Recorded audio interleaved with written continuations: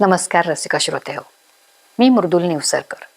कथा सुरंग या माझ्या यूट्यूब चॅनलमध्ये तुमचं स्वागत आहे. या यूट्यूब चॅनलद्वारे मी काही ऐतिहासिक, पौराणिक आणि मनोरंजक गोष्टी सांगत असते. गोष्टी ऐकायला तर सगळ्यांनाच आवडतात, त्यामुळे तुम्ही माझा चॅनल सबस्क्राईब केला नसेल तर नक्की सबस्क्राईब करा. मागच्या वेळेला आपण कर्माचा सिद्धांत याच्यावर काही 2 गोष्टी ऐकल्या, पुनर्जन्म आणि देवाचा हिशोब. तशाच धर्तीवरची ह्या वेळेला मी तुम्हाला अजून एक कथा सांगणार आहे. आजच्या कथेचं नाव आहे देवाचं गणित. किशनपूर नावाचं एक गाव होतं. हे नाव का होतं माहितीये त्या गावाला? कारण त्या गावाच्या वेशीला लागून एक छोटीशी टेकडी होती आणि त्या टेकडीवरती श्रीकृष्णाचं मंदिर होतं. मंदिरही छान बांधलेलं होतं आणि आतली मूर्ती सुद्धा अगदी मनमोहक होती. ह्या श्रीकृष्णाच्या पूजेसाठी जे पुजारी होते ते अगदी मनोभावे प्रेमाने श्रीकृष्णाची आराधना करत असत आणि पूजा आणि सेवा करत असत. ह्या टेकडीला जेमतेम 20 पायऱ्या होत्या आणि लगेचच ते मंदिर होतं. पुजाऱ्यांनी त्या मंदिराच्या भोवती छान फुलझाडही लावलेली होती आणि पायऱ्यांच्या बाजूनी छान सावली देतील अशी झाडं लावली होती. किशनपूरच्या लोकांना तर आपल्या ह्या श्रीकृष्णाबद्दल प्रेम होतच, पण आजूबाजूला आंबेगाव, छोटी शेळकेवाडी, उधमपूर अशी जी गावं होती ती जेव्हा जेव्हा तिथली लोक या किशनपूर वरून जात तेव्हा जरूर ह्या 20-25 पायऱ्या चढून श्रीकृष्णाचं दर्शन घेत असत. एकदा काय झालं, 2 मित्र, एकाचं नाव होतं रामचंद्र आणि दुसऱ्याचं नाव होतं सूर्यकांत. रामचंद्र आणि सूर्यकांत हे अगदी लहानपणापासूनचे घट्ट मित्र. त्यामुळे ते दोघंही मिळून एक व्यवसाय करायचे आणि व्यवसायानिमित्त ते वेगवेगळ्या गावी फिरत असत. एकदा असेच त्यांना व्यवसायानिमित्त या किशनपुरीला यावं लागलं. किशनपूरमध्ये आपला व्यवसाय उरकून जायच्या आधी त्यांनी श्रीकृष्णाचं दर्शन घ्यावं म्हणून ते 20 पायऱ्या चढले, श्रीकृष्णाचं दर्शन घेतलं आणि थोडा वेळ विसाव्यासाठी तिथल्याच पायऱ्यांवर गप्पा मारत बसले. कसा धंदा झाला, कसा व्यवसाय झाला, पुढे कुठे जायचंय ह्या त्यांच्या गप्पा चालू असतानाच एक वाटसरू आला आणि तोही त्या पायऱ्या चढून त्यांनी श्रीकृष्णाचं दर्शन घेतलं आणि तोही जरा विसाव्यासाठी तिथे पायरीवरती टेकला. तो बसल्याबरोबर व्यावसायिक म्हणल्यानंतर ओळख पाळख काढण्याची सवय असते, तसंच रामचंद्र आणि सूर्यकांत यांनी त्या वाटसरूशी गप्पा मारायला सुरुवात केली. काय पाहुणं, कुठल्या गावचे, कुठून आलात, कुठे चाललात? त्यांच्या या संभाषणातून त्यांच्या लक्षात आलं की अरे आपल्या गावच्या पाटलाची मुलगी ह्यांच्या गावच्या सरपंचांना दिली. मग काय गप्पांना उधाण. शेतीवाडी कशी आहे, व्यवसाय तुम्ही काय करता, घरी कोण कोण माणसं आहेत, गावातलं वातावरण कसं आहे, राजकारण, हवा पाणी, शेती पाणी, सगळ्यावरती गप्पा रंगता रंगता अंधार व्हायला लागला. वाटसरू म्हणाला, निघतो आता मी, उधमपूरला पोचायचं आहे आणि आता पोटात कावळे ओरडायला लागलेत आणि माझी कारभारीण वाट बघत असेल ना घरी, निघतो मी. असं म्हणल्यानंतर रामचंद्र आणि सूर्यकांतनी त्यांना आग्रहाने बसवून घेतलं. अहो बसा पाहुणं, आम्ही डबे आणलेले आहेत, आमच्या बरोबर खा की थोडस. तो वाटसरू म्हणला, नको नको, मला मात्र आता घरी जायला पाहिजे. घरी मुलं बाळ आहेत, तेही वाट बघतायत आणि बायको पण वाट बघतेय. पण रामचंद्र आणि हा सूर्यकांत ते काही मानायला तयार होईनात. रामचंद्र म्हणला, अहो पाहुणं, माझ्याकडे 3 भाकरी आहेत आणि मी भाजी पण आणली. सूर्यकांत म्हणाला, अहो तुम्ही कशाला काळजी करता, मी तर 5 भाकरी आणल्यात, ठेचा आणलाय, कांदा आणलाय, पिठलं पण आणलंय. चला अजून थोड्या गप्पा मारून थोडस आमच्या बरोबर खाऊन घ्या, आम्हाला नाही बरं वाटणार. पुन्हा आपलं तो वाटसरू, नको नको, मला जाऊ दे, उशीर होईल. ह्या दोघांनी सांगितलं ते काही नाही. जेवणाचं नाव काढलं की असं जेवणाला नाही म्हणून जाऊ नये, नका जाऊ, बसा खायला. सूर्यकांतच्या 5 भाकरी आणि चंद्रकांतच्या 3 भाकरी बाहेर निघाल्या. आता प्रश्न पडला की अरे 8 भाकरी आहेत, तिघांमध्ये कशा वाटायच्या? तेव्हा मग सूर्यकांत म्हणला, काळजी नका करू, आपण प्रत्येक भाकरीचे 3-3 तुकडे करू आणि त्याचे होतील 8 त्रिक 24 आणि आपण तिघांनी 8 तुकडे वाटून खाऊ. झालं. रामचंद्रनी त्याच्या 3 भाकरीचे 3 तुकडे केले आणि ह्या सूर्यकांनी सुद्धा आपल्या 5 भाकरीचे 3 तुकडे केले. 3 जण पुन्हा गप्पा मारत सगळं जेवले आणि कधी जेवण फस्त झालं त्यांना कळलंही नाही.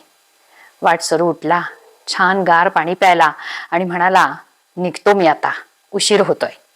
त्याने पटकन आपल्या खिशामध्ये हात घातला आणि 8 चांदीचे रुपये काढले. सूर्यकांतचा हात धरला, त्याच्या हातात त्यांनी ते 8 चांदीचे रुपये ठेवले आणि म्हणाला, राहू द्या आता हे. असं म्हटल्यानंतर सूर्यकांतनी लगेच हात बाजूला घेतला. नको, असे आम्ही जेवणाचे पैसे नाही घेणार. पण ते काही त्या वाटसरूने ऐकलं नाही. त्यांनी तसेच सूर्यकांतच्या हातामध्ये ते 8 चांदीचे रुपये कोंबले आणि झरझर झरझर पायऱ्या उतरून तो निघूनही गेला. सूर्यकांतला प्रश्न पडला. रामचंद्राला म्हटला, काय रे, काय करायचं? असं म्हटलं. रामचंद्र म्हणतो, काय करणार, ठेव तुला. असं म्हटलं. तो म्हटला, नाही नाही, अरे तू पण भाकरी दिलेली आहेस त्याला, असं करूया आपण, हे घे, 4 चांदीचे रुपये तुझे आणि 4 माझे. असं म्हटल्यानंतर रामचंद्र म्हणला, तसं नको करू, अशी वाटणी नाही होणार. असं म्हटल्यावर मग सूर्यकांत म्हणला, मग कशी करूया? तो म्हणला, अरे तुझ्या 5 भाकरी होत्या, माझ्या 3च होत्या. आपण असं करू, तू 5 चांदीचे रुपये घे आणि मी 3च ठेवतो. असं म्हणल्यावर सूर्यकांत म्हणतो, अरे रामचंद्रा, आपण लहानपणीपासूनचे मित्र आहोत, कुठे 1 रुपयाचा हिशोब करत बसतो? ते काही नाही, आपण 4-4च वाटून घेऊ. रामचंद्र काही ऐकेना. रामचंद्र म्हणला, तुझ्या 5 भाकरी होत्या, माझ्या 3 होत्या, त्यामुळे तुला 5 रुपये आणि मला 3 रुपये. शेवटी हे दोघही जण एकमेकांशी प्रेमाची भांडणं करायला लागले आणि दुसऱ्याला 1 रुपया कसा जास्त देता येईल हे बघायला लागले. त्यांची ही थोडीशी जी लाडीक कुरबुर चालू होती, भांडणं चालू होती, ती हा पुजारी तिथेच उभं राहून ऐकत होता. शेवटी हे 2 जण त्या पुजाऱ्याकडे गेले मंदिरामध्ये आणि त्याला सांगितलं, पुजारी बाबा, हे असं असं सगळं घडलेलं आहे. तर रामचंद्र आणि मी हे लहानपणीपासून मित्र आहेत, असा कुठे एका चांदीच्या रुपयाचा हिशोब असतो का? म्हणून मी त्याला म्हणलं, तुला 4 रुपये ठेव, मला 4 रुपये. पण रामचंद्र काही ऐकत नाहीये.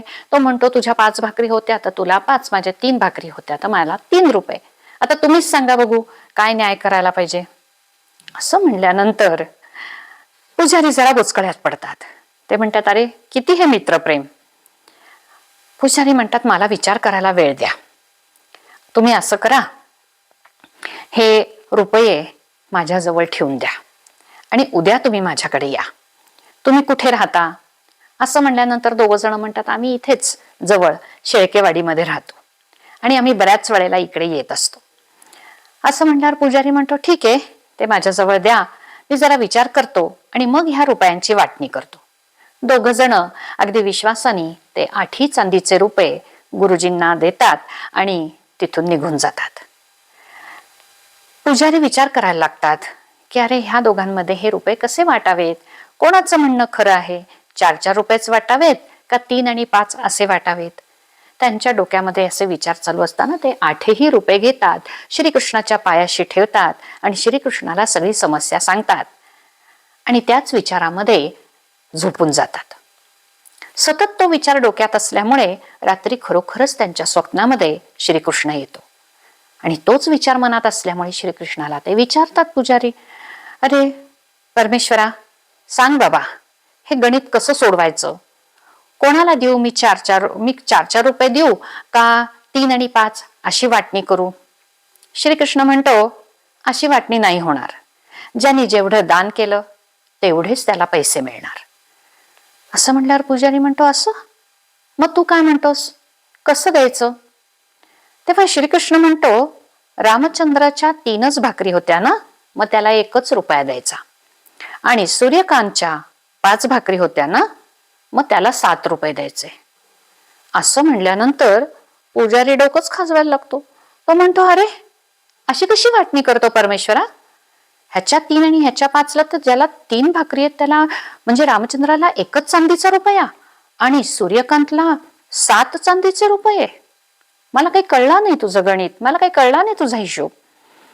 असं म्हणल्यावर देव म्हणतो, ऐक, रामचंद्रनी त्याच्या 3 भाकरीचे 3-3 तुकडे केले. म्हणजे किती झाले ते तुकडे? पुजारी म्हणला 9 तुकडे. बरोबर आहे ना? प्रत्येकाने 8-8 तुकडे खाल्ले, म्हणजेच रामचंद्रांनी किती तुकडे खाल्ले? असं म्हणल्यानंतर पुजारी म्हणला 8 तुकडे.